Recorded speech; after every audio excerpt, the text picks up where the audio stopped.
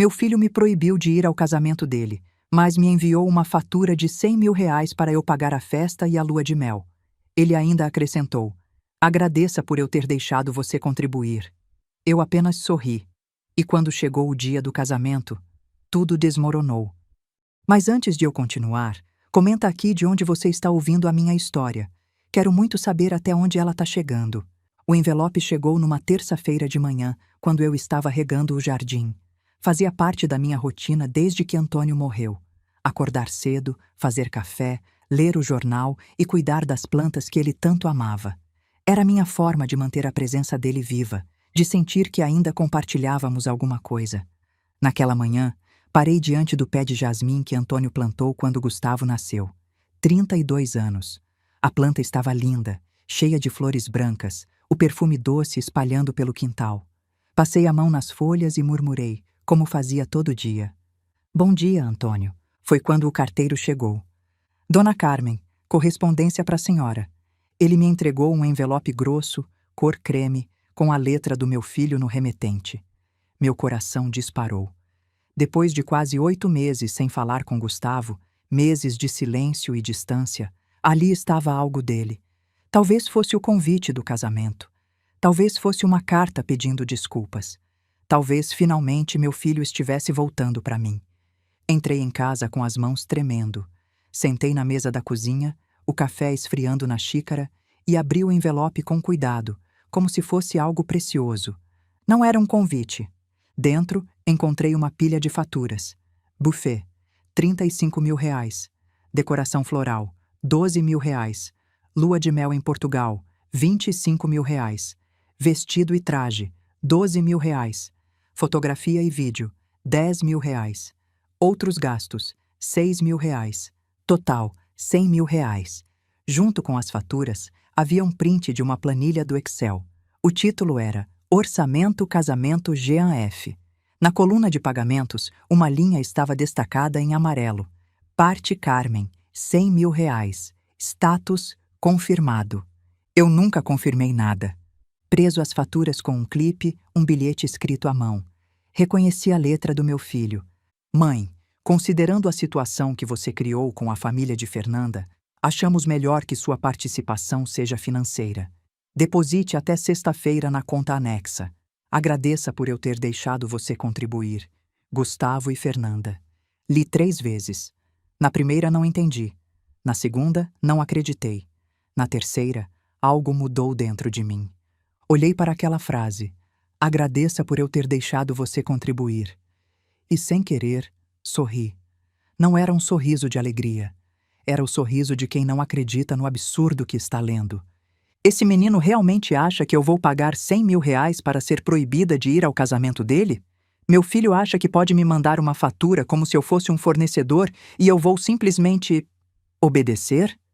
O sorriso sumiu. Guardei as faturas de volta no envelope. A resposta já estava formada na minha cabeça. Não. Mas antes de explicar o que veio depois, preciso contar como chegamos a esse ponto. Porque meu filho nem sempre foi assim. O Gustavo que eu criei nunca faria isso. Alguma coisa aconteceu. Alguém mudou ele. E eu sei exatamente quando começou. Foi há 8 meses, num jantar aqui em casa. Gustavo tinha acabado de ficar noivo de Fernanda e quis comemorar com um jantar em família. Eu estava feliz. Finalmente, meu filho estava construindo a vida dele, encontrando alguém para amar. Passei o dia inteiro cozinhando, arrumando a casa, querendo que tudo fosse perfeito. Fernanda chegou com flores, simpática, sorridente, elogiando a decoração, perguntando sobre as fotos na estante. Eu gostava dela, pelo menos achava que gostava. Depois do jantar, ela pediu para conhecer o resto da casa. Mostrei os quartos, o quintal, e quando passamos pelo meu quarto, ela viu a caixinha de veludo na penteadeira. O que é isso, Dona Carmen? Abri a caixinha. Dentro estavam as joias que Antônio me deu ao longo dos nossos 40 anos juntos. Um par de brincos que ganhei nos 10 anos de casamento. Um colar de pérolas que ele me deu quando Gustavo nasceu. Um anel que ganhei nas bodas de prata. Não eram peças caras, mas valiam mais do que qualquer diamante. Eram pedaços da nossa história. Gustavo me disse que essas joias eram da sua mãe. Fernanda comentou, os olhos brilhando. São lindas. Acho que combinariam perfeitamente com meu vestido de noiva. Senti um frio na espinha, mas tentei ser gentil. Obrigada, querida. Mas essas peças têm um significado especial. Meu marido as deu para mim em momentos importantes do nosso casamento.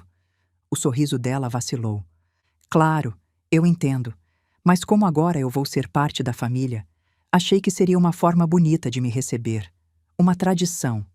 Fernanda, essas joias eu pretendo deixar para meus netos quando vocês tiverem filhos. São memórias do Antônio. O rosto dela mudou. A simpatia sumiu, substituída por algo mais frio. Entendo, ela disse seca. Com licença. O jantar terminou gelado. Gustavo mal olhava para mim. Quando eles estavam saindo, eu ouvi Fernanda no corredor. Sua mãe é egoísta. Prefere guardar bijuterias velhas do que me aceitar na família. Esperei que Gustavo a corrigisse. Que dissesse que não eram bijuterias, eram lembranças do pai dele. Que defendesse a mãe. Ele não disse nada. 2 semanas depois, veio a briga. Gustavo apareceu aqui, exigindo que eu reconsiderasse minha posição. Disse que eu tinha humilhado Fernanda, que a família dela achava que eu não aceitava o casamento, que eu estava sendo controladora e possessiva. Gustavo, eu tentei explicar. Eu não sou controladora. Só quero guardar as lembranças do seu pai. Sempre o passado, mãe. Você não consegue olhar para frente? Papai morreu há 4 anos. Essas joias são só objetos. A Fernanda é o meu futuro. E eu sou o quê? Ele não respondeu. Saiu batendo a porta. Não falamos mais depois disso. Agora, sentada na minha cozinha com aquela pilha de faturas na mão, eu entendia tudo. Fernanda não tinha conseguido as joias, então me excluiu do casamento. E para compensar a ofensa que eu tinha causado, esperavam que eu pagasse a festa inteira. 100 mil reais para ser humilhada. Peguei o telefone e liguei para Gustavo. Caiu na caixa postal. A mensagem gravada era fria, profissional. Aqui é Gustavo, deixe seu recado. Gustavo, sou eu. Recebi o envelope. Precisamos conversar. Me liga, por favor. Ele retornou à noite, às 9 horas. O tom de voz era distante, empresarial. Mãe, vi que recebeu a documentação. Está tudo detalhado ali. Documentação? Gustavo, você me mandou faturas para um casamento que aparentemente não estou convidada. Já conversamos sobre isso.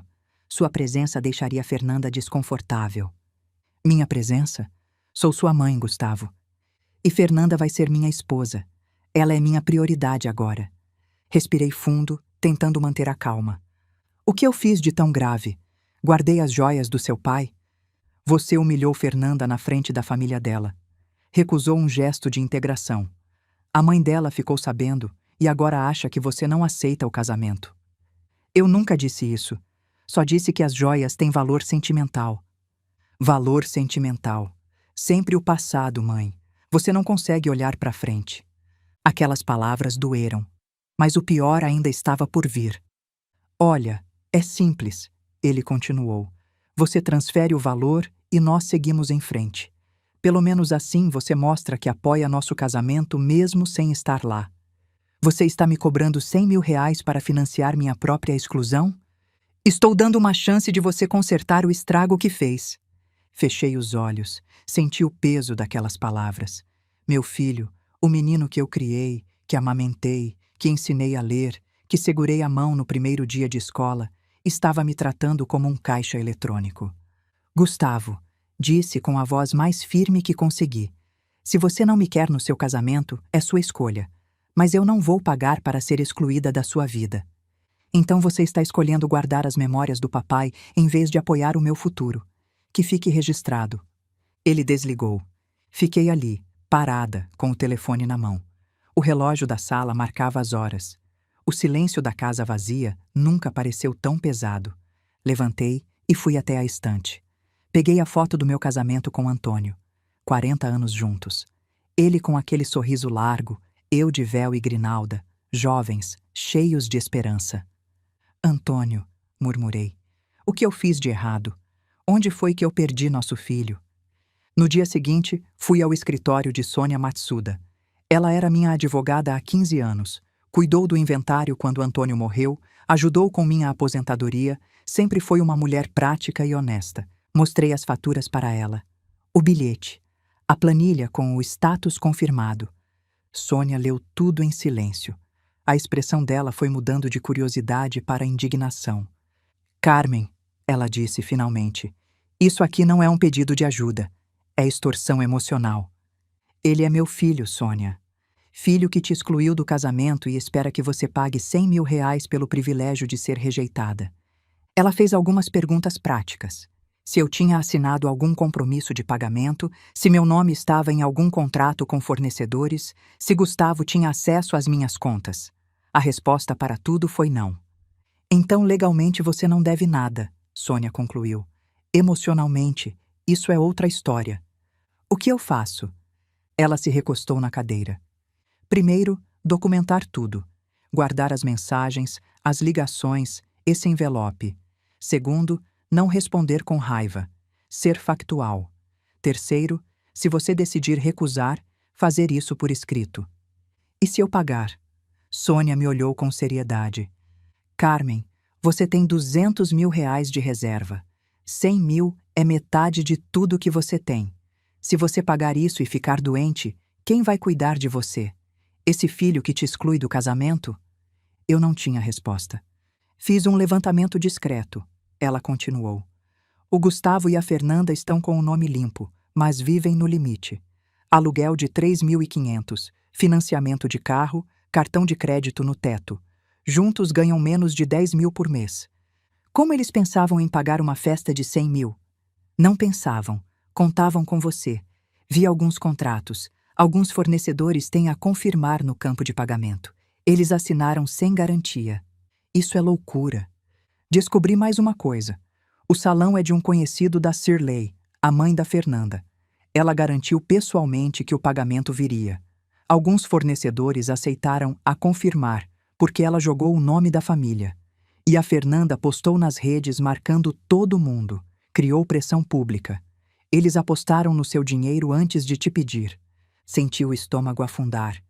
Eles planejaram tudo isso nas minhas costas. Não só planejaram, executaram. A Fernanda postou nas redes há 3 meses, antes mesmo de te mandar as faturas, agradecendo a querida sogra pela generosidade em bancar o casamento dos sonhos. Tem mais de 200 curtidas, comentários de parentes, amigos, gente que vocês nem conhecem. Mas eu não concordei com nada disso. Eu sei. Eles criaram uma versão da história em que você já tinha prometido. Quando você não pagar, a narrativa vai ser: a sogra deu o calote. Você já é a vilã antes mesmo de ter feito qualquer escolha.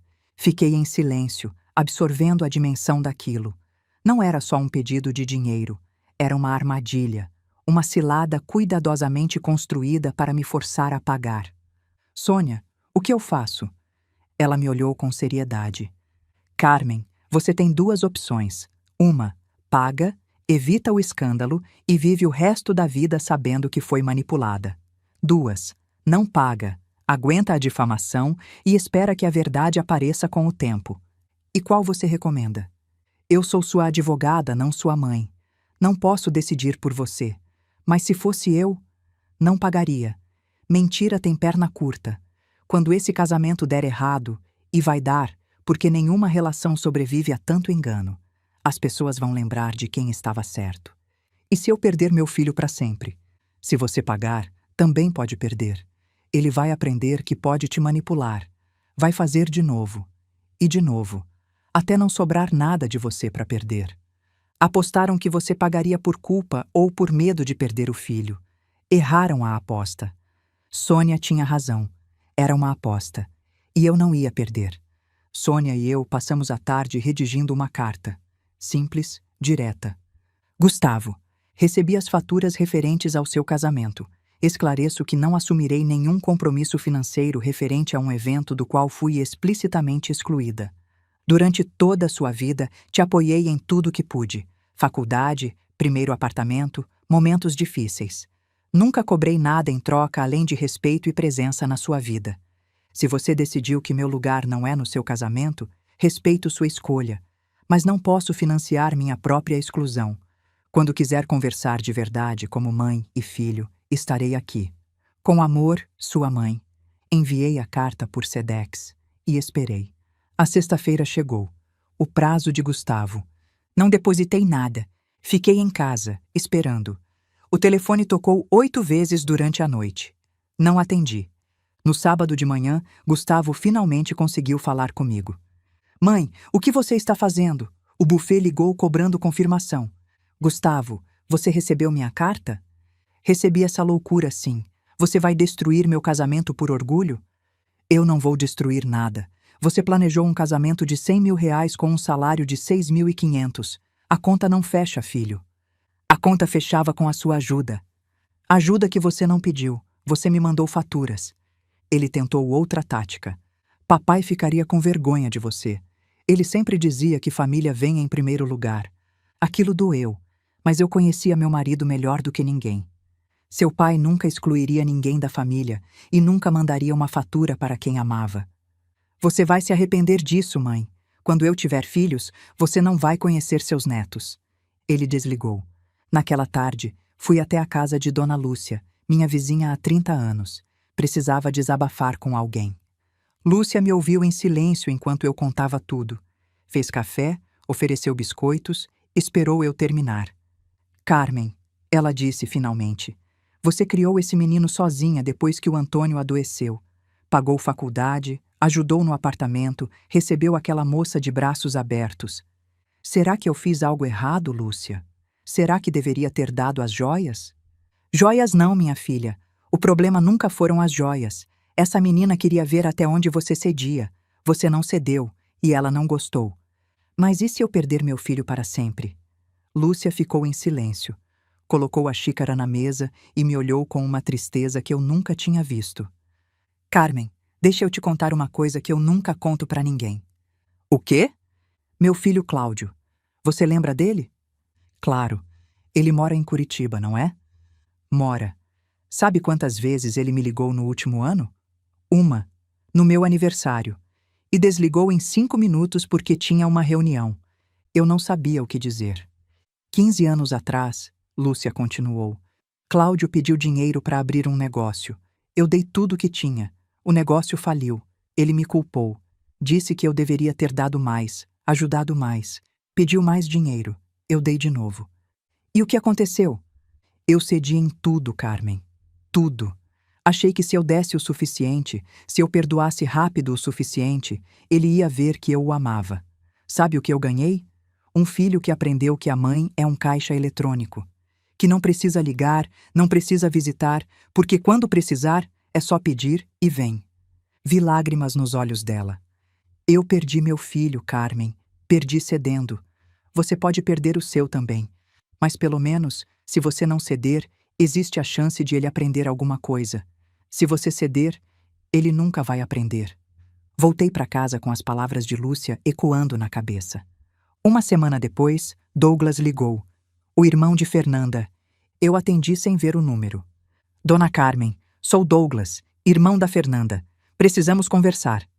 Pois não. A senhora está causando um problema sério para minha família. Minha mãe já contou para todo mundo sobre o casamento, os tios vêm de Minas, os padrinhos já compraram passagem. Sinto muito, Douglas, mas esse assunto é entre mim e meu filho. É entre todos nós agora. A senhora recusou as joias, humilhou minha irmã e agora quer sabotar o casamento? Eu não estou sabotando nada.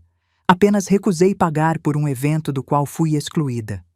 Minha mãe disse que a senhora é uma velha amargurada que não supera a morte do marido e desconta nos outros. Respirei fundo, controlando a raiva. Douglas, não vou discutir com você. Se seu cunhado quiser conversar comigo como adulto, sabe onde me encontrar. A senhora vai se arrepender. Minha família tem advogados. Que bom! O meu nome não está em nenhum contrato. Boa sorte. Desliguei com as mãos tremendo, mas não de medo, de raiva. Naquela noite, eu não consegui dormir. Fiquei andando pela casa, olhando as fotos de Gustavo em diferentes idades. Ele bebê, no meu colo. Ele com 5 anos, no primeiro dia de aula. Ele adolescente, jogando futebol no quintal. Ele na formatura, abraçando o pai. Em todas as fotos ele sorria para mim. O que tinha acontecido com aquele menino? Sentei na poltrona que era de Antônio e pensei no que ele faria. Antônio era um homem prático, justo, que acreditava em consequências. Filho criado sem limite vira adulto sem noção, ele sempre dizia. Mas Antônio também amava Gustavo mais do que tudo. Teria ele cedido? Não. Eu conhecia meu marido. Ele teria feito exatamente o que eu estava fazendo. Ele teria deixado Gustavo aprender. Lembrei das últimas palavras dele no hospital, 4 anos atrás. Carmen, promete uma coisa. Qualquer coisa. Cuida do Gustavo, mas não deixa ele te usar. Nosso filho tem um coração bom, mas às vezes escolhe caminhos errados. Você precisa ser forte. Eu tinha prometido, e ia cumprir. No dia seguinte, acordei decidida. Ia pagar. Não sei o que aconteceu durante a noite. Talvez fosse o cansaço, talvez a solidão, talvez o medo de perder meu único filho. Mas quando amanheceu, eu estava convencida de que o melhor era ceder. 100 mil reais era muito dinheiro, metade de tudo que eu tinha. Mas e se fosse o preço para ter meu filho de volta? E se pagando ele visse que eu o amava e me perdoasse? Me arrumei, peguei a bolsa, fui até o banco. O caminho até lá parecia mais longo do que de costume. Cada passo pesava. Cada esquina que eu virava, uma parte de mim gritava para voltar. Mas eu continuei. A agência estava cheia. Senhoras pagando contas, jovens tirando extrato, famílias discutindo financiamentos. Gente normal, com problemas normais. Eu era mais uma na fila. Mais uma mãe tentando resolver uma situação impossível. Peguei a senha, 47. Sentei numa cadeira de plástico dura e esperei. A televisão da agência passava um programa de culinária. Uma mulher alegre demais ensinava a fazer bolo de cenoura. Eu não conseguia prestar atenção. Enquanto aguardava, fiquei pensando no que ia dizer ao caixa. Quero fazer uma transferência de 100 mil reais. Simples assim. Metade de tudo que eu tinha. A segurança da minha velhice. O dinheiro que Antônio deixou para garantir que eu ficasse bem. E se eu ficasse doente? E se precisasse de uma cirurgia, de uma internação? Quem cuidaria de mim? Esse filho que me excluiu do casamento? Mas e se pagando eu pudesse ir ao casamento? E se fosse o gesto que faltava para ele me perdoar? Depois a gente vê se dá para você passar rapidinho na cerimônia. Passou uma família na minha frente. Um casal jovem com um bebê. A mãe segurava a criança enquanto o pai mexia no celular. O bebê olhou para mim e sorriu. Pensei em Gustavo bebê. Nas noites sem dormir, nas fraldas, nas mamadeiras, em tudo que eu fiz por ele, em tudo que ainda faria. A senha 46 foi chamada. A próxima era a minha. Olhei para o guichê. Uma funcionária jovem esperava. Cabelos presos, óculos, expressão cansada de fim de expediente. E então, como se Deus quisesse me mandar um sinal, meu celular vibrou. Mensagem de Gustavo. Mãe, deposita logo. Depois a gente vê se dá para você passar rapidinho na cerimônia. Sem promessas. Li a mensagem. Reli. Depois a gente vê. Sem promessas. Ele não estava me convidando. Estava me oferecendo uma migalha humilhante em troca do depósito. Nem pagando 100 mil reais eu teria lugar garantido. A voz de Dona Lúcia ecoou na minha cabeça. Eu perdi meu filho, Carmen. Perdi cedendo. A voz de Antônio. Não deixa ele te usar. A frase do bilhete. Agradeça por eu ter deixado você contribuir. Senha 47. Olhei para a senha na minha mão. Olhei para o guichê. Olhei para o celular. Levantei. Fui até a saída. Joguei a senha no lixo.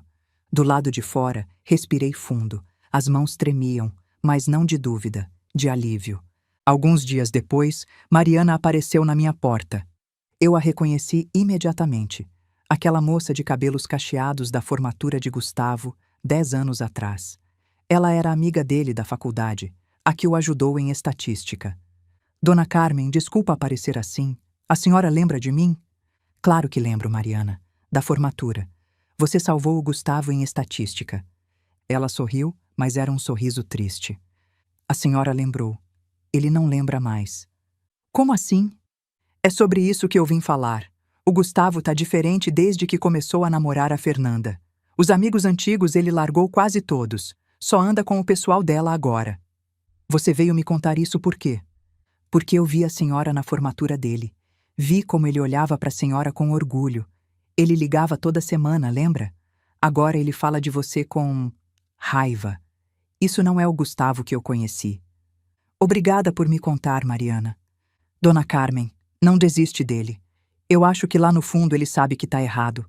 Só não consegue admitir. Agradeci e ela foi embora. Fiquei pensando nas palavras dela.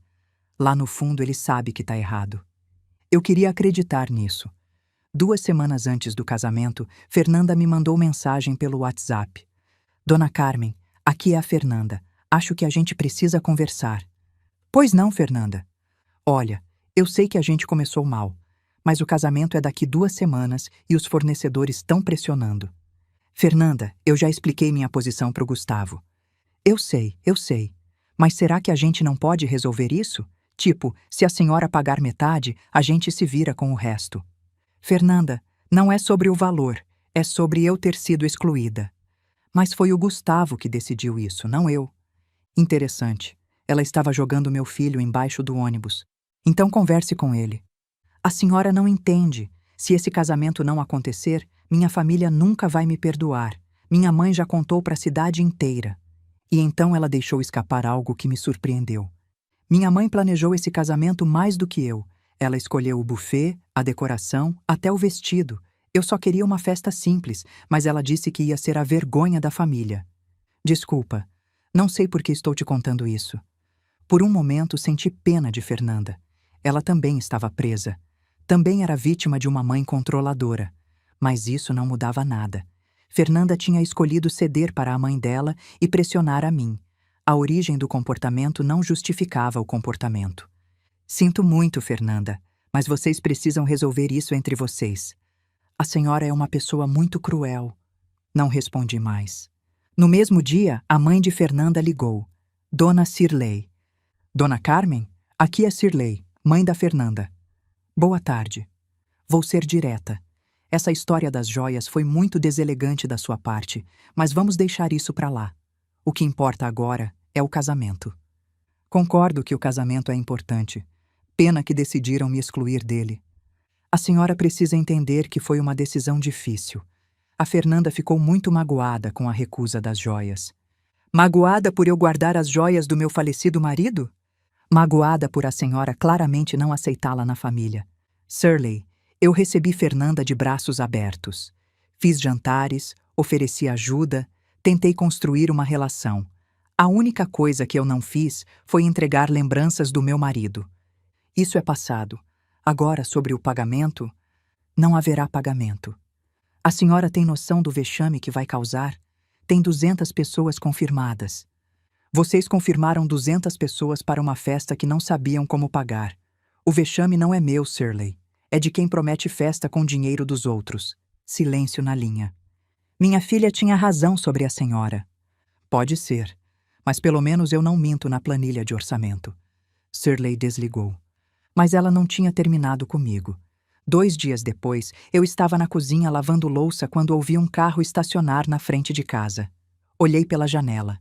Um sedã preto, importado. A porta abriu e Shirley desceu. Salto alto, bolsa de grife, óculos escuros mesmo com o dia nublado. Ela caminhou até o meu portão como se fosse dona do lugar. O interfone tocou. Sequei as mãos no pano de prato, respirei fundo, fui atender. Dona Carmen, vim resolver isso de mulher para mulher. Ela não esperou eu convidar. Empurrou o portão e entrou no meu quintal, os saltos afundando levemente na terra do jardim. Podemos conversar lá dentro? Não era uma pergunta. Entramos na sala. Shirley olhou ao redor como quem avalia um imóvel à venda. Os móveis antigos, as fotos na estante, a poltrona de Antônio com o estofado gasto. Bonita casa, ela disse, mas o tom era de pena, não de elogio. Deve valer uns 400 mil. A senhora poderia vender e resolver o problema do casamento. Ainda sobrava para comprar um apartamento menor. Senti o sangue ferver, mas mantive a voz calma. Shirley, essa é a casa onde criei meu filho, onde vivi 40 anos com meu marido. Não está à venda. Tudo tem um preço, Dona Carmen. Ela sentou no sofá sem ser convidada, cruzou as pernas. A questão é quanto a senhora está disposta a pagar para manter seu orgulho. Ela olhou para as fotos na estante, para o casamento de Antônio e eu. Por um segundo, algo mudou no rosto dela. Eu nunca tive isso, ela disse quase para si mesma. Meu casamento foi no cartório, com a roupa do trabalho. Minha mãe não foi. Meu pai disse que eu estava jogando a vida fora. Ela endireitou os ombros. Eu jurei que minha filha ia ter diferente, ia ter tudo. E então o veneno voltou. A senhora está destruindo o casamento do seu único filho por causa de umas joias velhas e um orgulho ferido. Minha filha chorou a semana inteira. O Gustavo está com olheiras. E tudo porque a senhora não consegue aceitar que não é mais o centro da vida dele. Fiquei em pé, olhando para ela. Shirley, eu fui excluída do casamento. Me mandaram uma fatura de 100 mil reais para pagar uma festa da qual fui proibida de participar. E a senhora vem à minha casa me acusar de orgulho? Ela se levantou. Veio até mim. Chegou perto demais, invadindo meu espaço. Vou ser bem clara. A voz dela era baixa, controlada, venenosa. Se esse casamento não acontecer do jeito que eu planejei, eu vou garantir que todo mundo saiba que foi culpa sua. Suas amigas, suas vizinhas, a cidade inteira. A senhora vai ser conhecida como a sogra que destruiu a felicidade do próprio filho por mesquinharia. Não recuei. Shirley, pode contar o que quiser.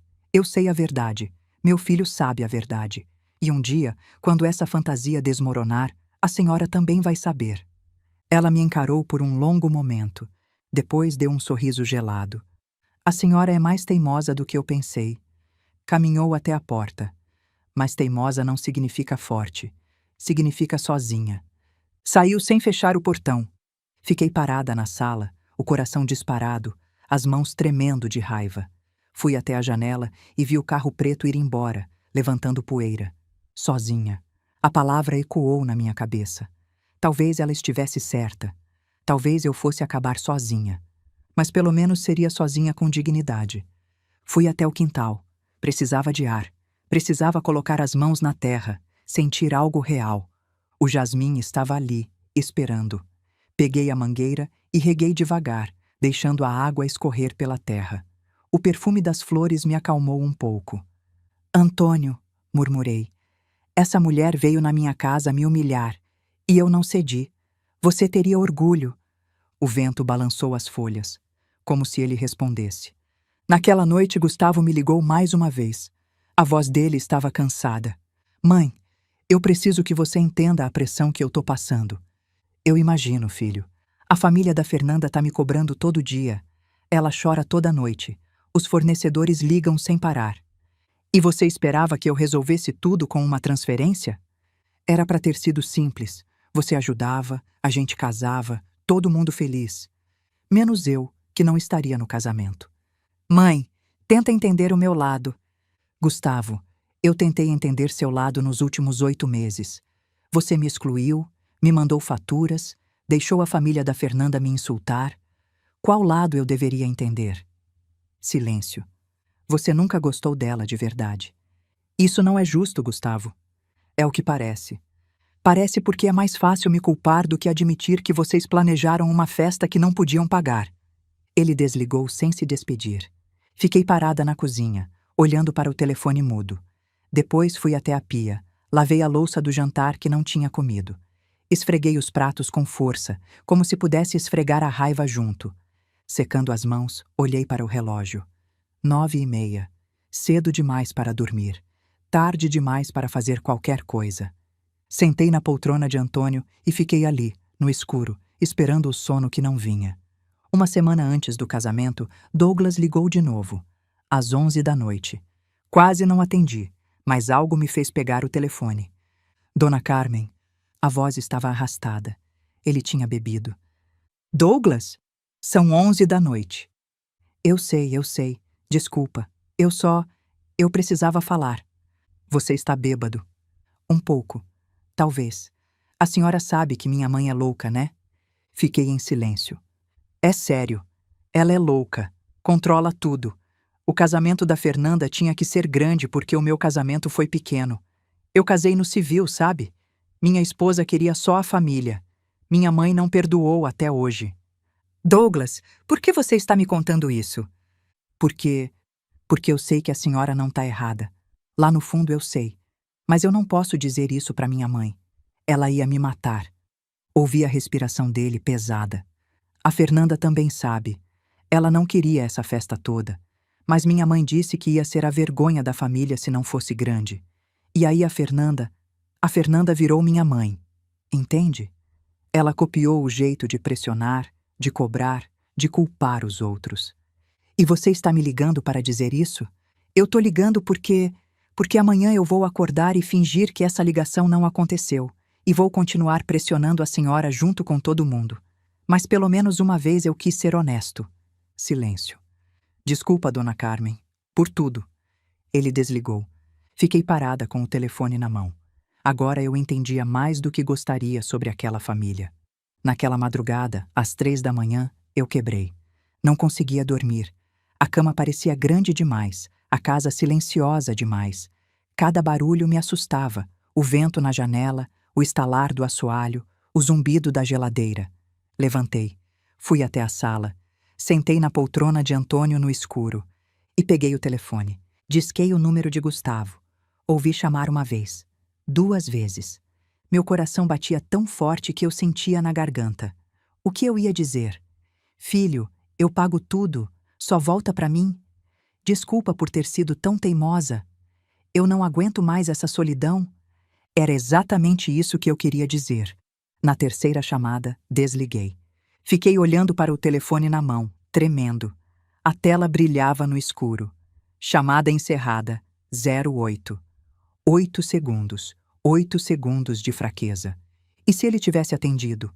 Eu teria cedido, teria pago tudo, teria implorado para ele me deixar voltar à vida dele. Joguei o telefone no sofá e chorei. Chorei como não chorava desde o enterro de Antônio. Chorei até ficar sem ar, até a garganta doer, até não ter mais lágrimas. Chorei ajoelhada no chão da sala, abraçando a poltrona do meu marido como se ele ainda estivesse ali. Antônio, soluçava. Eu não consigo. Eu não sou forte assim. Eu não aguento perder ele também. Ninguém respondeu. O silêncio era a única companhia. Quando o sol nasceu, eu ainda estava no chão, exausta, vazia, mas de pé, porque desistir significava perder a mim mesma, e isso eu não podia fazer. Na quinta-feira antes do casamento, fui à padaria comprar pão. Era a minha padaria de sempre, a mesma onde ia há 30 anos, onde todo mundo me conhecia. Dona Marlene no caixa, seu Zé fazendo o pão, o cheiro de café fresco misturado com o de massa assando. Estava na fila quando ouvi uma voz atrás de mim. Dona Carmen, quanto tempo? Virei.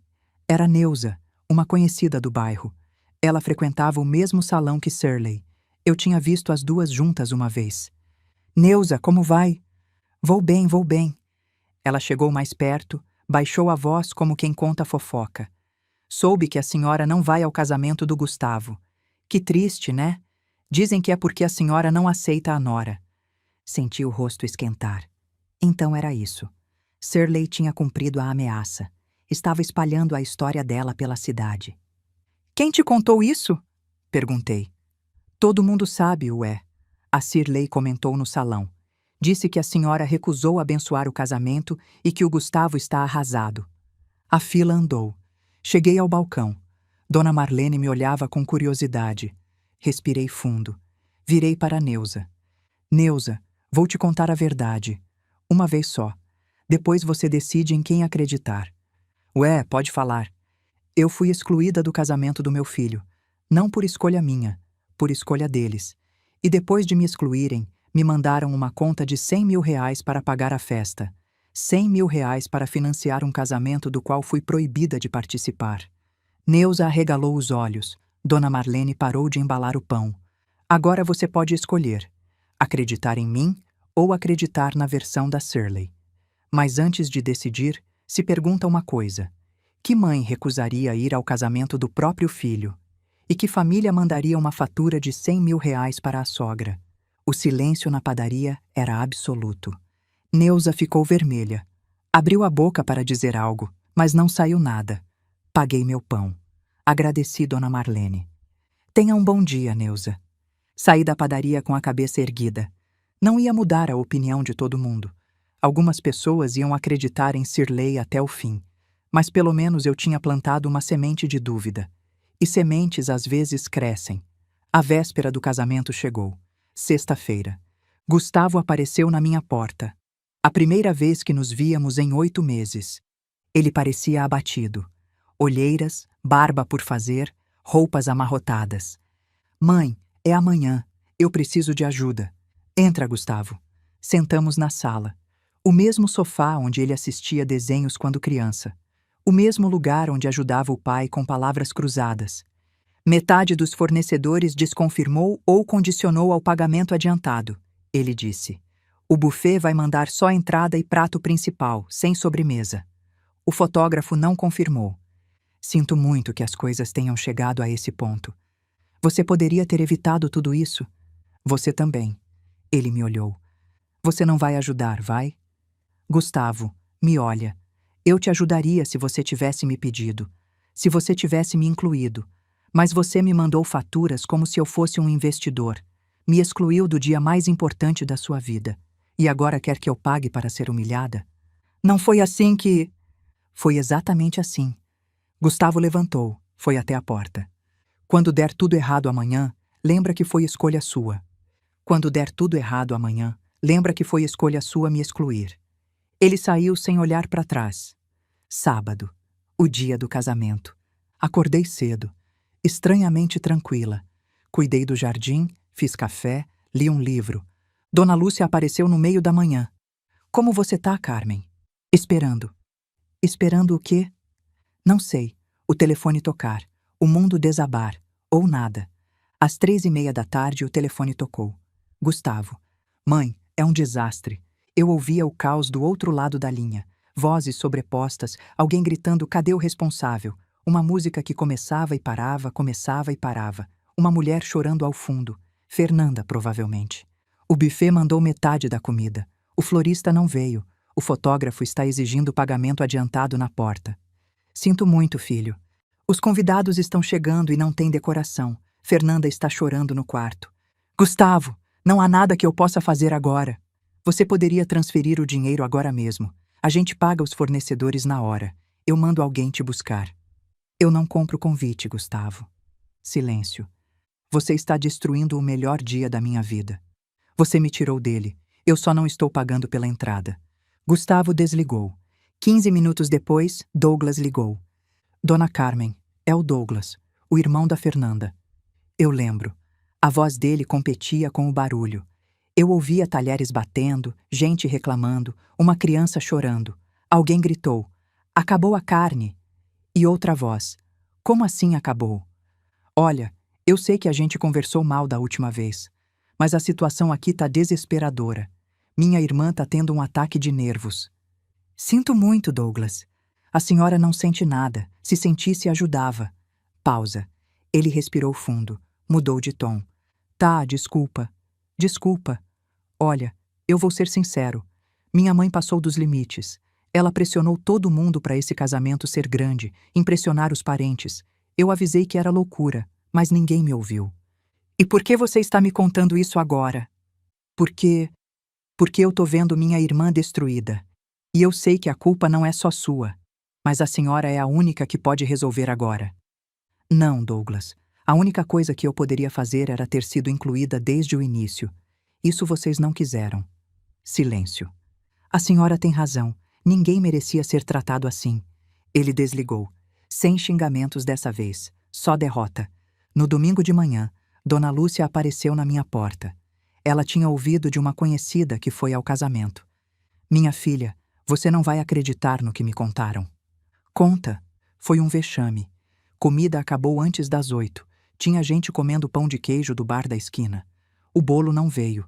Deixaram a mesa com um suporte vazio e uma placa escrito "Em preparo". A música era um celular tocando playlist num copo de vidro para fazer eco. Fiquei em silêncio, ouvindo. E teve uma tia que veio de Minas. Lúcia continuou. Parece que gastou passagem, hotel, presente. Ela levantou no meio da festa e disse bem alto na frente de todo mundo: Cirlei, você arrastou a gente de Belo Horizonte para isso? Minha filha casou no quintal de casa e foi mais bonito. Você quis aparecer e agora está passando vergonha. E a Shirley? Tentou se defender. Disse que a culpa era da sogra do Gustavo, que tinha prometido pagar e deu o calote. Aí a tia cortou. Sogra que vocês proibiram de vir. Essa mesma? Pois é, parece que a única pessoa com juízo nessa história foi ela. Senti um nó na garganta. Uma desconhecida, no meio do caos, tinha me defendido. E depois disso, a mãe da noiva saiu no meio da festa, passou por todo mundo, pegou a bolsa e disse bem alto: "Eu avisei que isso ia dar errado." Foi embora e deixou a filha chorando no altar improvisado. Pausa.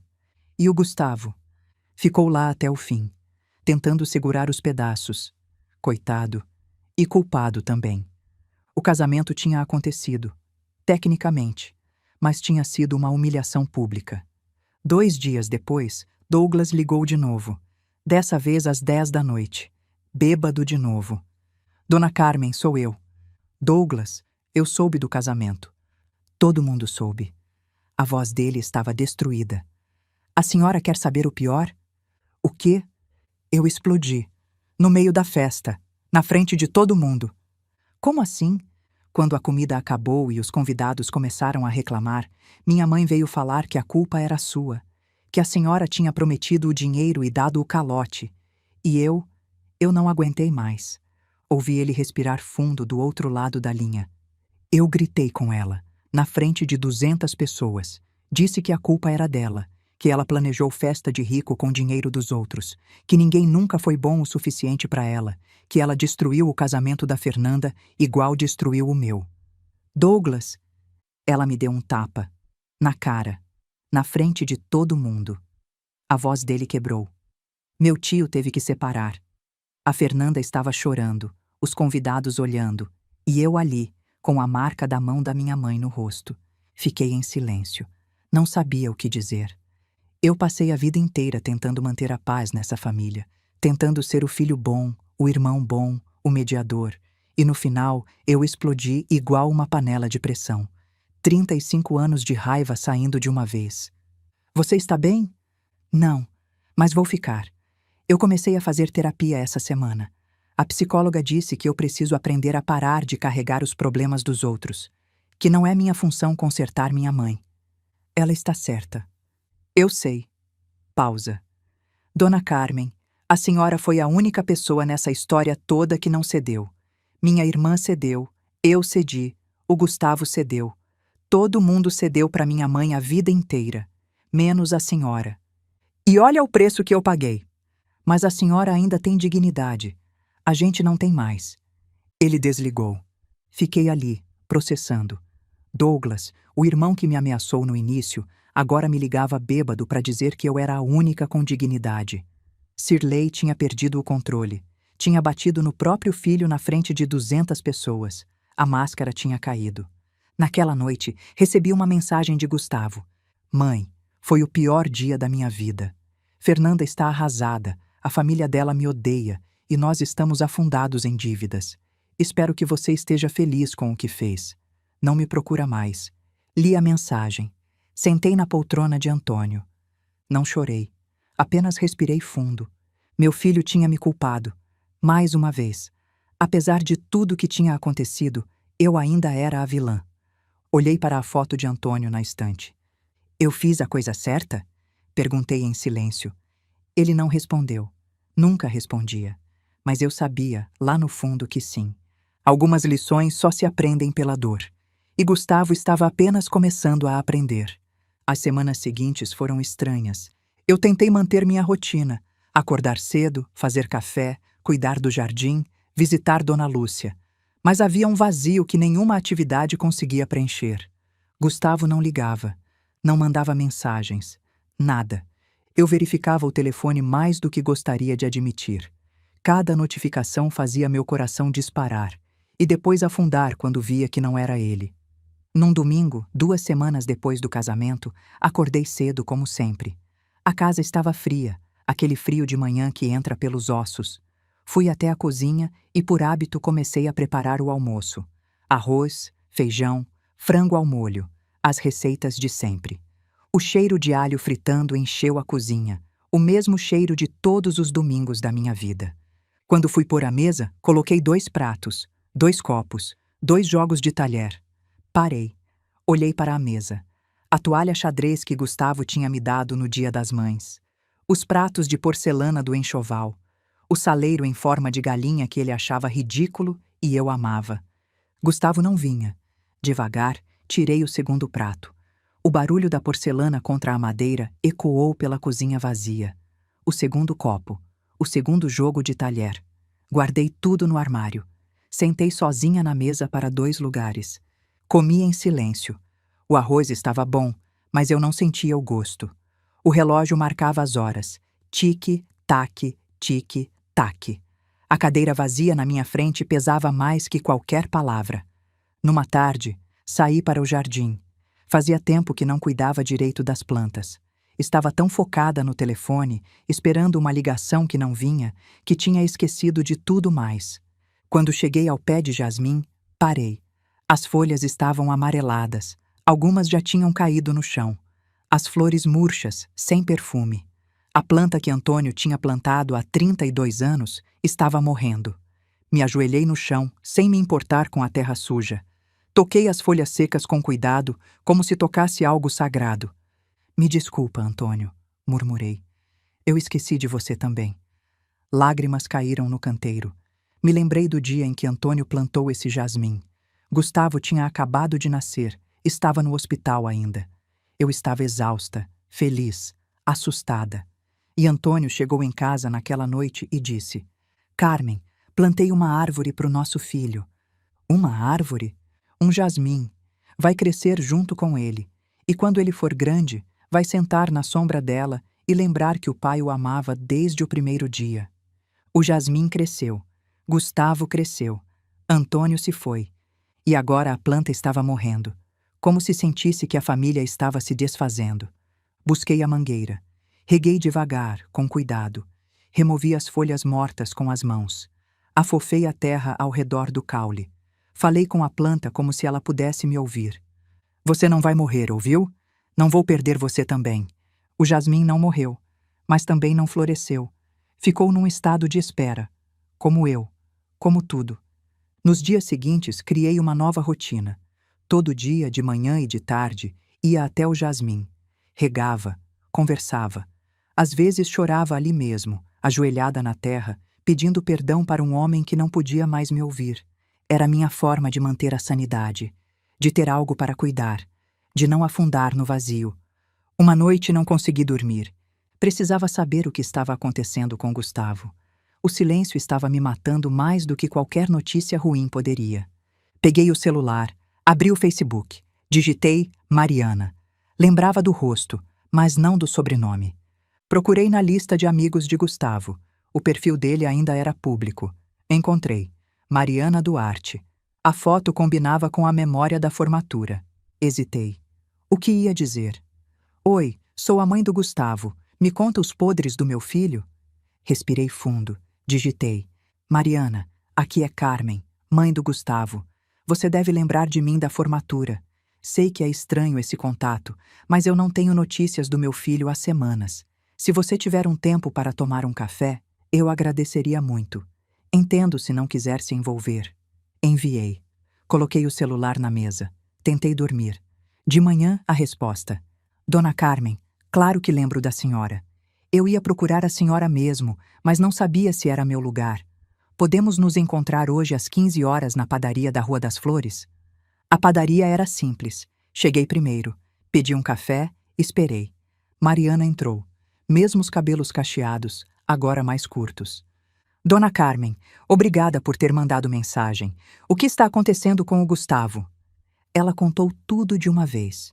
O casamento foi um desastre. A família de Fernanda culpa Gustavo. Eles brigam todo dia. Ele está dormindo no sofá. Fornecedores estão ameaçando processar, mandando notificação. O nome deles vai para o SPC. Dona Carmen, posso ser honesta? Por favor. Eu acho que o Gustavo sabe que errou. Mas ele tem vergonha demais para admitir. Ele destruiu tudo. O casamento, a relação com a senhora, as finanças. E não sabe como voltar atrás. Ele sabe onde me encontrar. Eu sei, mas às vezes a vergonha é maior que o desejo de consertar. Mariana hesitou. Olhou para a xícara, depois para mim. Dona Carmen, tem uma coisa que eu não contei. Na despedida de solteiro, Gustavo bebeu demais e começou a chorar. Disse que queria que a mãe estivesse no casamento, que sentia falta da senhora. Os amigos da Fernanda riram dele, chamaram de filhinho da mamãe. Senti um aperto no peito. Meu filho, bêbado, chorando por mim, e sendo humilhado por isso. Por que você não me contou antes? Porque eu tinha medo de que a senhora cedesse. E eu acho que a senhora não deveria. Gustavo precisa aprender a pedir desculpas sóbrio. Ela tinha razão. Tem outra coisa. Eles andaram dizendo por aí que a senhora já tinha prometido esse dinheiro. Fernanda contou para todo mundo que a sogra ia bancar a festa. Senti o estômago afundar. Não era só exclusão. Era difamação. Eles destruíram meu nome antes mesmo de eu saber o que estava acontecendo. Paguei os 2 cafés. Agradeci, Mariana. Se você falar com ele, não conta que a gente se viu. Mas se puder, diz que a porta da mãe dele nunca esteve trancada. Lembrei de quando Gustavo tinha 7 anos. Ele tinha quebrado um vaso da avó dele, minha mãe. Era um vaso antigo, de porcelana, que vinha de família há gerações. Gustavo estava brincando de bola dentro de casa, coisa que eu tinha proibido 1000 vezes, e acertou em cheio. Quando eu cheguei em casa, o vaso não estava mais na estante. Perguntei para ele o que tinha acontecido. Nada, mãe. Fui até o quarto dele. Encontrei os cacos escondidos debaixo da cama, embrulhados num pano. Sentei na cama e chamei ele. Gustavo, você quebrou o vaso? Ele começou a chorar. Foi sem querer, mãe. Eu tentei consertar. Eu sei que foi sem querer, mas esconder foi por querer. Eu tive medo. De quê? De você ficar brava. Eu fico mais triste com a mentira do que com o vaso. Ele me abraçou, chorando. Na vida, filho, a gente quebra coisas. O importante é ter coragem de assumir e tentar consertar de verdade. Será que ele se lembrava dessa lição? Um mês depois do casamento, Fernanda me ligou.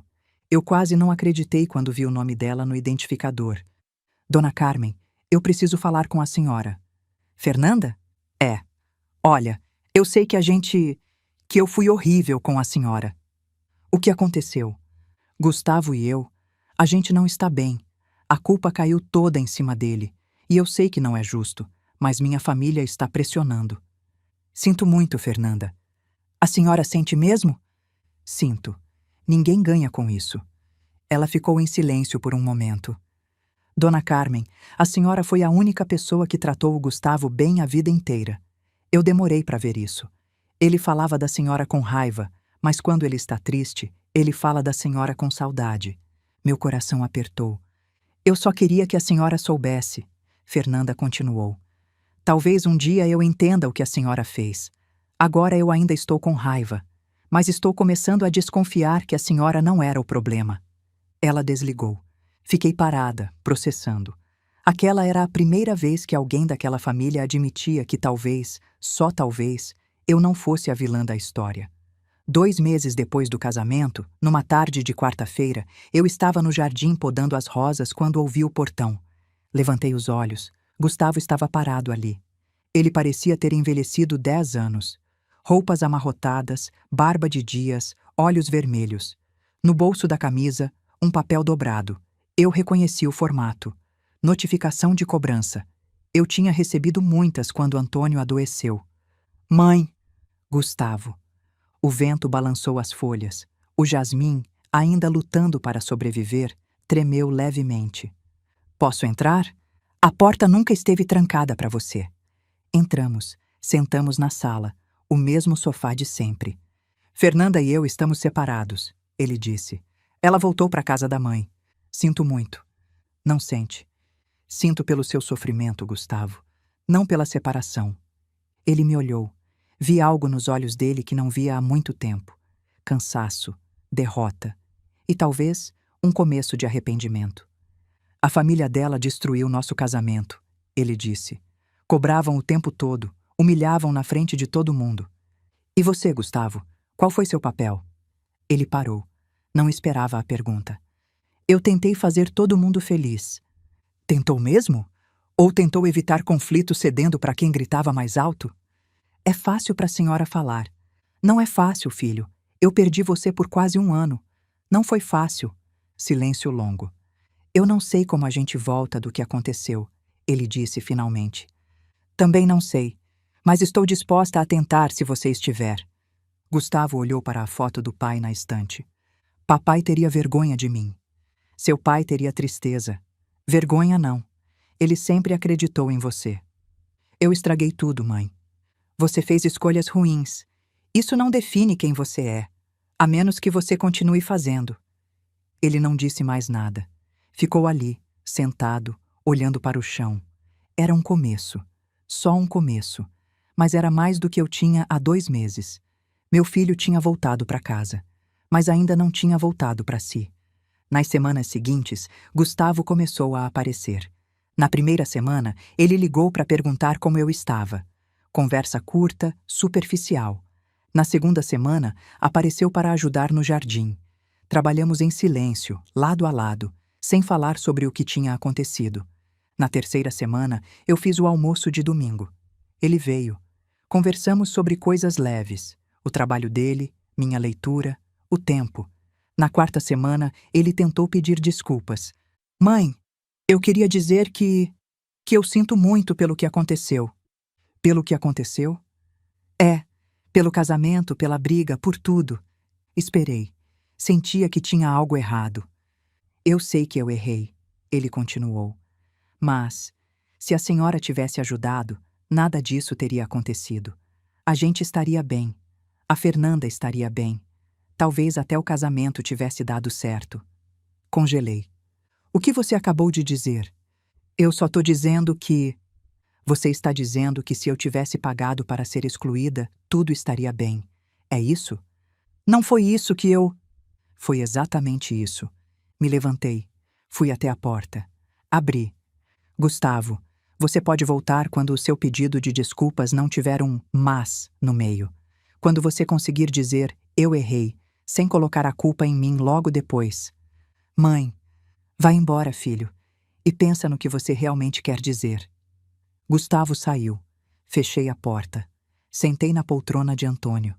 Ele tinha pedido desculpas, mas ainda queria que eu pagasse por elas. E chorei pela primeira vez em meses.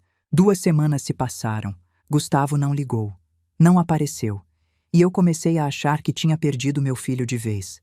Talvez eu tivesse sido dura demais. Talvez ele precisasse de mais tempo.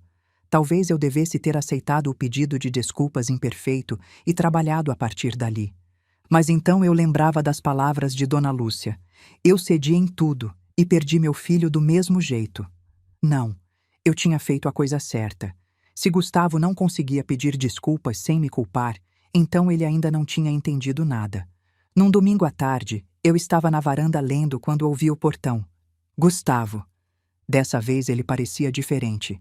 Não sei explicar o que, mas havia algo nos olhos dele que não estava lá antes. Mãe, posso entrar? Pode. Ele sentou na cadeira ao meu lado. Não falou nada por 1 minuto inteiro. Depois, eu passei 2 semanas pensando no que eu disse. E a senhora tinha razão. Eu estava pedindo desculpas, mas ainda colocando a culpa em você. Ainda achando que se você tivesse cedido, eu não precisaria ter errado. Ouvi em silêncio. A verdade é que eu errei. Eu escolhi excluir a senhora. Eu escolhi mandar faturas. Eu escolhi acreditar que o dinheiro ia resolver tudo. E mesmo que a senhora tivesse pago, eu ainda teria errado. Só não teria aprendido. Olhei para ele. Vi algo diferente nos olhos dele. Não era mais raiva, nem autodefesa. Era vergonha. E talvez, finalmente, arrependimento de verdade. Continua, eu disse. Gustavo respirou fundo. Mãe, eu preciso te pedir desculpas. De verdade. Sem mas. Sem desculpas. Estou ouvindo. Eu te tratei como um banco. Não como minha mãe. Te mandei faturas como se você me devesse alguma coisa. E te excluí do casamento porque era mais fácil do que enfrentar a Fernanda. Por que foi mais fácil me magoar do que dizer não para ela? Ele engoliu seco. Porque eu sabia que você me amava de qualquer jeito. E a Fernanda, o amor dela parecia condicional. Se eu não fizesse o que ela queria, ela ia embora. Você não ia. Absorvi aquilo. E você escolheu o amor condicional. Eu achei que podia ter os dois. Manter a Fernanda feliz e você ia acabar cedendo porque é minha mãe. Você apostou no meu amor. Apostei. E perdi das 2 formas. Vi lágrimas no rosto dele. Meu filho, 32 anos, chorando como um menino que quebrou o vaso da avó. Mãe, eu não sei se você consegue me perdoar, mas eu precisava que você soubesse que eu sei o que eu fiz. E eu sei que foi errado. Me levantei, fui até ele, coloquei a mão no ombro dele. Gustavo, perdoar é um processo. Não acontece num segundo, mas estou disposta a percorrer esse caminho com você. Ele olhou para mim com os olhos vermelhos. Obrigado, mãe. Ficamos em silêncio por um momento. Então ele olhou pela janela e viu o jardim, o pé de jasmim, ainda lutando para sobreviver. Posso fazer uma coisa? Sem esperar resposta, ele se levantou e foi até o quintal. Pegou a mangueira e começou a regar o pé de jasmim. Devagar, com cuidado, como se estivesse pedindo desculpas para o pai também. Fiquei observando da janela. Não disse nada. Algumas desculpas não precisam de palavras. Naquele dia, meu filho não voltou só para mim. Voltou para o pai dele também. Lembrei de uma história que Antônio me contou, anos atrás. Gustavo tinha 17 anos. Tinha acabado de tirar a carteira de motorista e estava orgulhoso demais. Um dia, pegou o carro do pai escondido para impressionar uns amigos. Bateu. Não foi nada grave, um amassado no paralama, um farol quebrado. Mas Gustavo ficou apavorado. Estacionou o carro na garagem, tapou o estrago com um pano e rezou para o pai não perceber. Antônio percebeu no mesmo dia. Ele me contou a conversa que teve com Gustavo. Gustavo, você bateu meu carro. Pai, eu... Não era a batida que me chateou. Foi você ter tentado esconder. Eu ia contar. Quando? Depois que eu descobrisse sozinho? Antônio sentou ao lado do filho. Na vida você vai errar muito, filho. Todo mundo erra. O que separa os homens de verdade é ter coragem de olhar no espelho e dizer: eu errei, eu sou responsável, vou consertar. E se não der para consertar? Sempre dá. Às vezes a coisa não volta a ser o que era, mas você conserta o que pode e segue em frente melhor do que era antes. Gustavo tinha 15 anos a mais agora e estava finalmente aprendendo a mesma lição. Nas semanas seguintes, a reconciliação continuou, devagar, dolorosa, real. Gustavo vinha aos domingos para o almoço. Conversávamos sobre coisas pequenas primeiro. Evitávamos os assuntos difíceis. Até que um dia, 4 meses depois do casamento, ele trouxe o assunto das dívidas. Mãe, eu não estou te pedindo dinheiro, juro, mas eu preciso de um conselho. São 40 mil reais em dívidas. Meu salário mal cobre o aluguel. O que eu faço? Encarar, fazer lista, negociar, parcelar, cortar gastos, talvez um apartamento menor. Você não vai me oferecer dinheiro? Não, porque você precisa aprender. Se eu pagar agora, daqui a 5 anos você vai estar na mesma situação. Ele assentiu, devagar. A senhora tem razão. Nas semanas seguintes, Gustavo fez o que precisava fazer. Largou o apartamento caro, alugou um kitnet na Vila Prudente, vendeu o carro financiado e passou a andar de ônibus. Fui visitá-lo num sábado, prédio antigo, sem elevador. O kitnet era minúsculo, um cômodo só que funcionava como sala, quarto e cozinha. Mas estava limpo, organizado. Na janela, um vasinho com uma plantinha. Desculpa a bagunça, ele disse. Que bagunça? Está impecável. Quando seu pai e eu casamos, moramos num lugar menor que esse. Ele fez café num coador de pano, como eu fazia quando ele era criança. É difícil, mãe. Acordo às 5, faço miojo 3 vezes por semana. Mas é minha. Não devo nada para ninguém. Estou orgulhosa de você, filho. Eu entendo agora por que você não me resgatou. Eu precisava sentir o peso. Ele riu. Era a primeira vez que eu ouvia meu filho rir em meses. Tomamos café juntos, ali no kitnet apertado. O melhor café que eu já tinha tomado. O divórcio de Gustavo e Fernanda saiu 6 meses depois do casamento. Eu esperava que fosse uma guerra. Afinal, a família dela tinha culpado meu filho por tudo. Mas me surpreendi. Gustavo me contou. Fernanda e eu conversamos na semana passada, sobre o divórcio. E como foi? Ela estava diferente, menos brava. Acho que ela também aprendeu algumas coisas. O que ela disse? Que a família dela pressionou demais. Que ela se perdeu tentando agradar a mãe. Que o casamento virou uma performance, não uma união. E vocês? Terminamos em paz. Ela pediu desculpas por ter sido o canal da pressão da família. Eu pedi desculpas por ter cedido. Fiquei em silêncio, processando. E agora? Perguntei.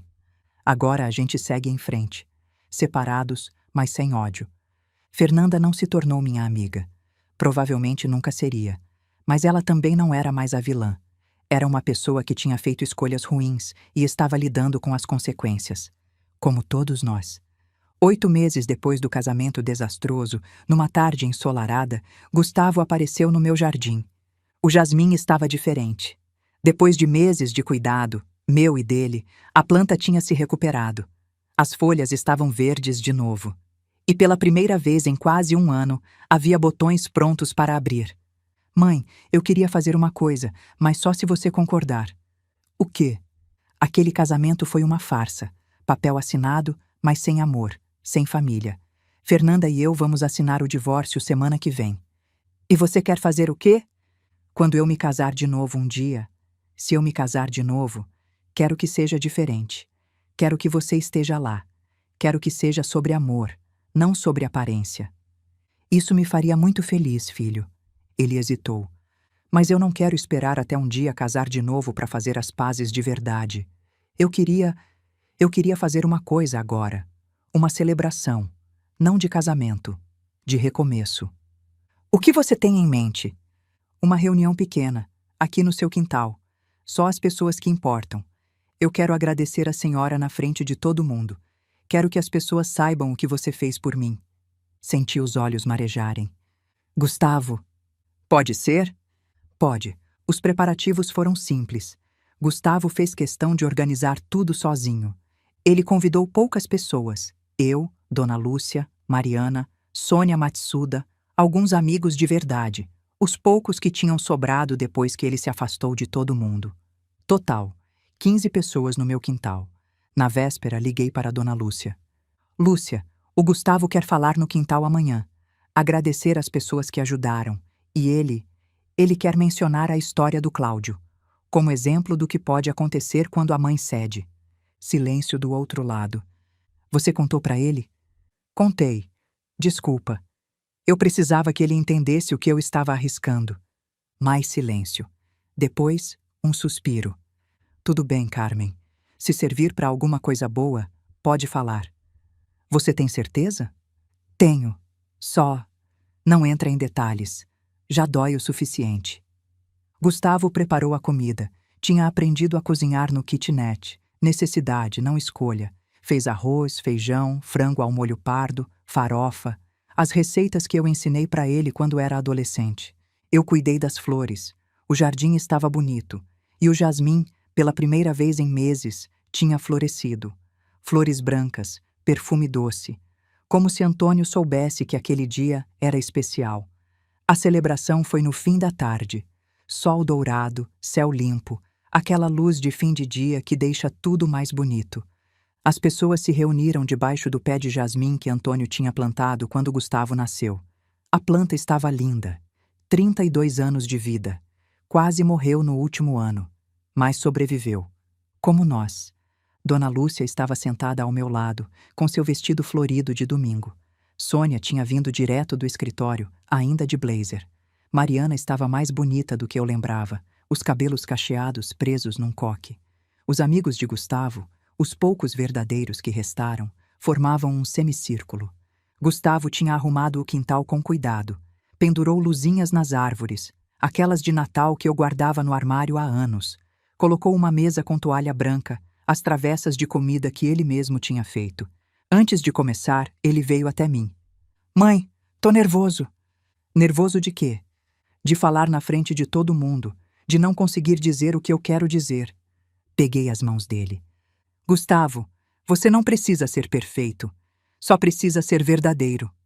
Ele assentiu. Respirou fundo. Foi até o centro do quintal. Todos ficaram em silêncio. Gustavo se levantou para falar. Estava nervoso. Eu via nas mãos dele que tremiam levemente. Mas a voz saiu firme. Há 8 meses, eu tive o que deveria ser o melhor dia da minha vida. E foi o pior. Não por causa dos fornecedores ou do dinheiro. Foi o pior porque minha mãe não estava lá, porque eu a excluí. Ele olhou para mim. Minha mãe me ensinou tudo o que eu sei sobre amor, sobre dignidade, sobre fazer a coisa certa mesmo quando é difícil. E eu esqueci tudo isso. Esqueci quem eu era. Pausa. Hoje, eu não estou renovando votos de casamento. Estou renovando meu compromisso com a minha família, com minha mãe, com a memória do meu pai, com as pessoas que realmente importam. Gustavo olhou para Dona Lúcia, que estava sentada ao meu lado. Dona Lúcia, eu soube da história do Cláudio, do que aconteceu quando a senhora cedeu. Lúcia abaixou os olhos. Sabia que viria, mas ainda assim doeu ouvir em voz alta. Minha mãe poderia ter feito o mesmo, poderia ter pago tudo e me perdido do mesmo jeito, mas ela não fez. Ele voltou o olhar para mim. Mãe, você apostou que eu ainda tinha salvação, que eu ia aprender, que eu ia voltar. Obrigado por ter apostado em mim. Senti lágrimas escorrendo pelo meu rosto. Do meu lado, Dona Lúcia também chorava, em silêncio. Gustavo continuou. Me desculpa por ter te tratado como uma conta a pagar. Você é meu porto seguro. Sempre foi. E eu passei meses fingindo que não precisava de você. Obrigado por não ter cedido. Obrigado por ter sido firme quando eu precisava aprender. Obrigado por ter me deixado cair para que eu aprendesse a levantar. Te amo. Me levantei. O perfume do jasmim me envolveu. Abracei meu filho. Eu nunca desisti de você, Gustavo. Só esperei você voltar. Ficamos abraçados por um longo tempo. Eu ouvia os soluços dele no meu ombro, sentia o corpo dele tremendo. 32 anos de vida, e ali estava ele, chorando nos braços da mãe como quando era criança. Quando nos separamos, vi que todo mundo estava emocionado. Mariana enxugava os olhos. Sônia, que eu nunca tinha visto chorar, fungava discretamente. E Dona Lúcia chorava abertamente, sem vergonha. Fui até ela. Lúcia! Carmen, você conseguiu. Você conseguiu o que eu não consegui. O quê? Seu filho voltou. Voltou de verdade. Sentei ao lado dela. Segurei sua mão. Lúcia, ainda não é tarde pro Cláudio. Ela balançou a cabeça. É tarde, sim. Mas tudo bem. Pelo menos eu vi que é possível. Que uma mãe pode ser firme e não perder o filho. Isso me dá paz. Ficamos ali, 2 viúvas de mãos dadas, debaixo do jasmim que um marido plantou e outro marido nunca conheceu. Depois dos discursos, comemos. A comida de Gustavo estava boa, não perfeita, mas boa. O arroz um pouco passado, o feijão precisava de mais sal. Mas ele tinha feito sozinho, com suas próprias mãos, e isso dava um sabor especial. Mariana veio falar comigo. Dona Carmen, eu queria agradecer. Agradecer o quê? Por não ter desistido dele. O Gustavo que eu conheci na faculdade era esse que está aqui hoje. Alegre, gentil, grato. Nos últimos 2 anos, eu achei que tinha perdido meu amigo. Mas ele voltou. Ele só se perdeu por um tempo. A senhora sabia que ele ia voltar? Pensei antes de responder. Não sabia. Esperava. Rezava. Mas não sabia. Todo dia eu acordava achando que talvez fosse o dia em que ele ia perceber. E todo dia eu dormia sem resposta. E mesmo assim continuou esperando. É o que mães fazem. Mariana sorriu. Quando eu tiver filhos, quero ser como a senhora. Ah, querida, você não quer não. É muito difícil. Mas vale a pena? Olhei para Gustavo, que conversava com os amigos, rindo de alguma piada. Vale, cada segundo. Depois da celebração, quando todos foram embora, Gustavo e eu ficamos sentados na varanda. O sol tinha se posto. As primeiras estrelas apareciam no céu. O perfume do jasmim ainda pairava no ar. Mãe, posso te perguntar uma coisa? Pode. Você teve medo de me perder para sempre? Pensei antes de responder. Todo dia eu acordava achando que você nunca mais ia voltar, que eu tinha perdido meu único filho. E mesmo assim não cedeu. Não. Por quê? Olhei para o jasmim, para a foto de Antônio na janela da sala. Porque seu pai me pediu. Antes de morrer, ele disse: cuida do Gustavo, mas não deixa ele te usar. Ele sabia que você tinha um coração bom, mas às vezes escolhia caminhos errados. E ele sabia que eu ia querer te proteger de tudo. Mas algumas lições você precisava aprender sozinho. Gustavo ficou em silêncio. Papai sabia que isso ia acontecer? Não isso especificamente. Mas ele conhecia você. E me conhecia. Sabia que meu instinto seria ceder, perdoar rápido, resolver tudo. E sabia que isso não te ajudaria. Ele estava certo. Ele sempre estava. 1 ano depois do casamento desastroso, num domingo de manhã, Gustavo chegou com sacolas de feira. Trouxe bergamota, mãe, a senhora que gosta. Senta aqui, toma café. Ele sentou na varanda, o mesmo lugar onde tínhamos tido tantas conversas difíceis. Mas agora era diferente. Agora era leve. Conversamos sobre coisas simples. O trabalho dele tinha sido promovido, estava ganhando melhor. O jardim, o jasmim continuava florido. Os planos dele, queria fazer uma pós-graduação, juntar dinheiro, talvez viajar. Era como antes, como deveria ser. Depois do café, fui até o quarto. Abri o armário, peguei a caixinha de veludo que guardava há mais de 40 anos. Voltei para a varanda. Gustavo me olhou confuso. Mãe? Gustavo, eu quero te dar uma coisa. Mãe, não precisa... Deixa eu terminar. Sentei ao lado dele. Coloquei a caixinha entre nós. Essas joias eram do seu pai. Ele me deu em momentos importantes da nossa vida. Este brinco aqui... Abri a caixinha, mostrei as peças. Foi nos nossos 10 anos de casamento. Ele economizou durante 1 ano, escondido de mim. Quando me deu, eu chorei tanto que ele ficou com medo de ter feito algo errado. Gustavo riu, os olhos brilhando. E este colar de pérolas, continuei, foi quando você nasceu. Eu ainda estava no hospital, exausta, feliz. Seu pai entrou no quarto com uma caixinha e disse: Carmen, você me deu o maior presente do mundo. Deixa eu te dar uma coisa também. Eu disse que não precisava, que você já era presente suficiente. Ele disse que não era para compensar nada.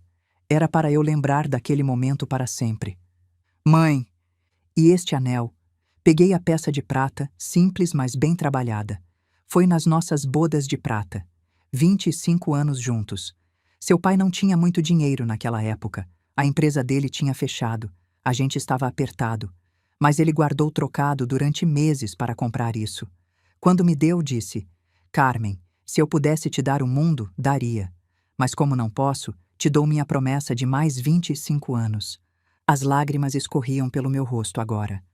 Ele não conseguiu cumprir. Só tivemos mais 15. Mas foram 15 anos bons.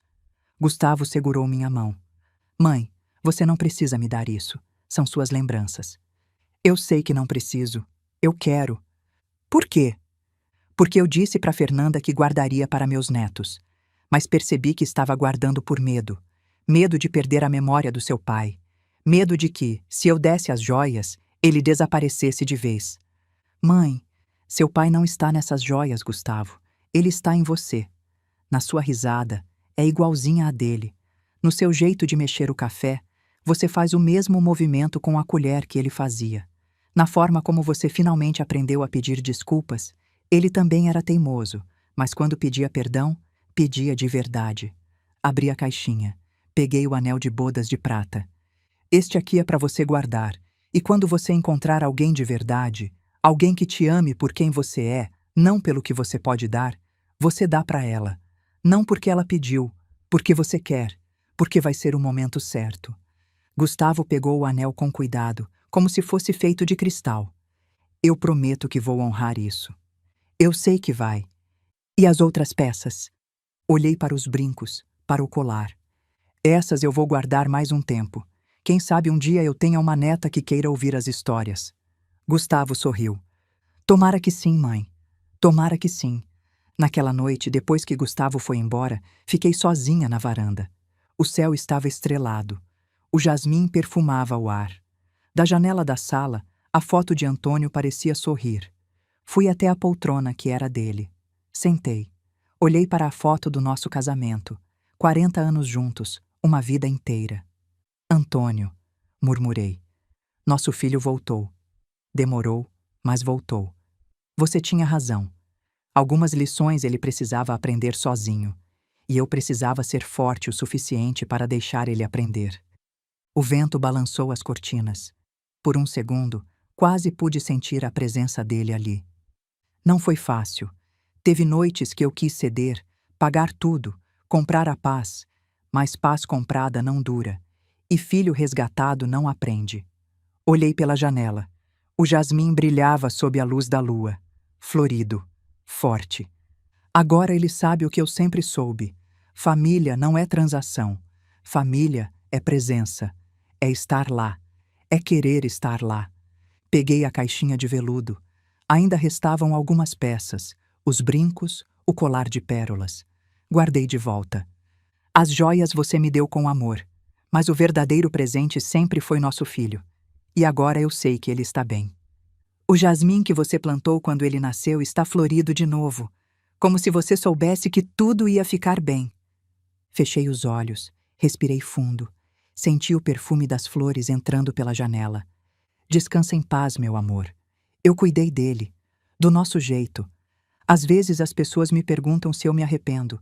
Você não teve medo de perder seu filho para sempre? Tive, todo dia. E se ele não tivesse voltado?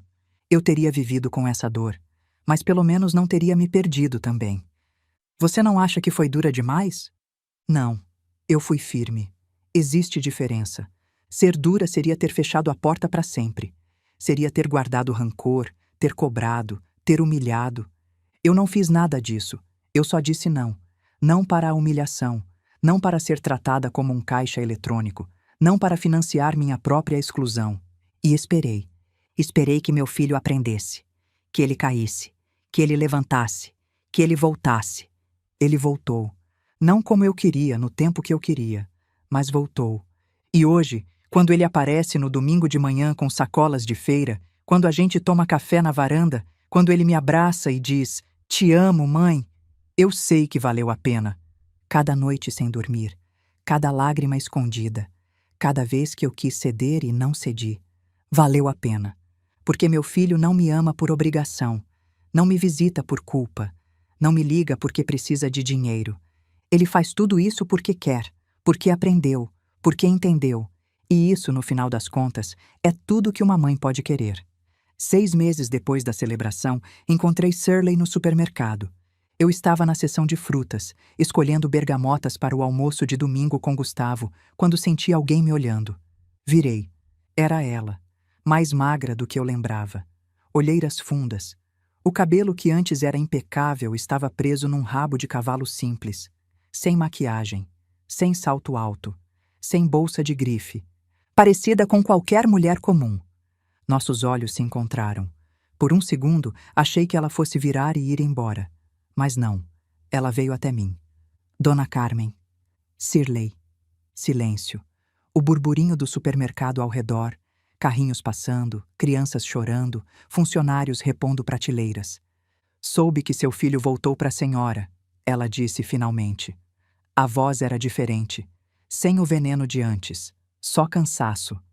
Parabéns. Pelo menos uma de nós conseguiu manter a família unida. Tinha amargura ali. Fernanda tinha voltado para a casa da mãe. O casamento que Shirley planejou tinha desmoronado.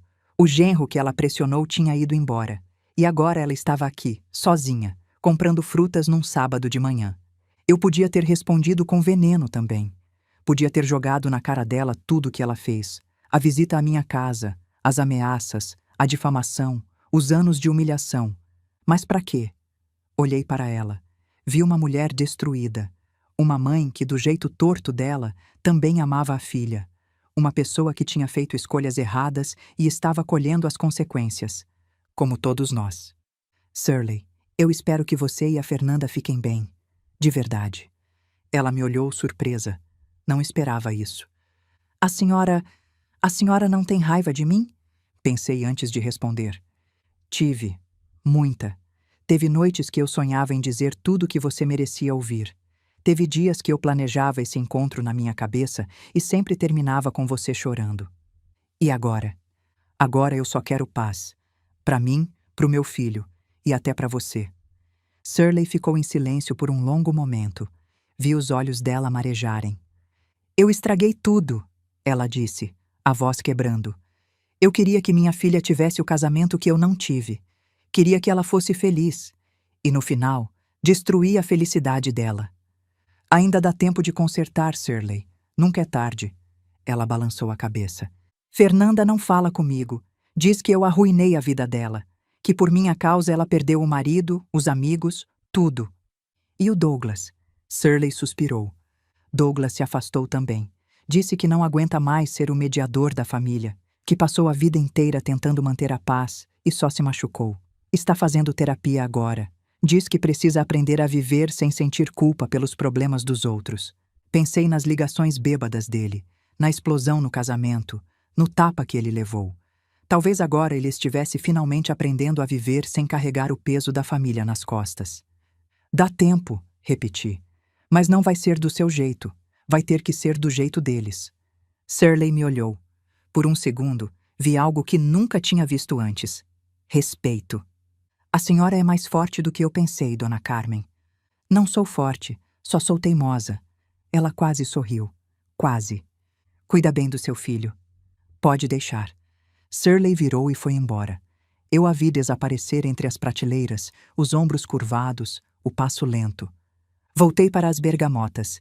Escolhi as melhores. Gustavo gostava das bem docinhas. E segui em frente. O jasmim continua florido. Todo dia de manhã, quando eu saio para regar o jardim, paro diante dele e digo: "Bom dia, Antônio." E às vezes, quando o vento balança as folhas e o perfume das flores me envolve, eu quase posso ouvir a resposta: "Bom dia, meu amor. Você fez bem." Eu fiz. Sabe, existe uma diferença entre ser dura e ser firme. Ser dura é fechar a porta para sempre. Ser firme é manter a porta aberta, mas não deixar ninguém passar por cima de você para entrar. Eu não abandonei meu filho.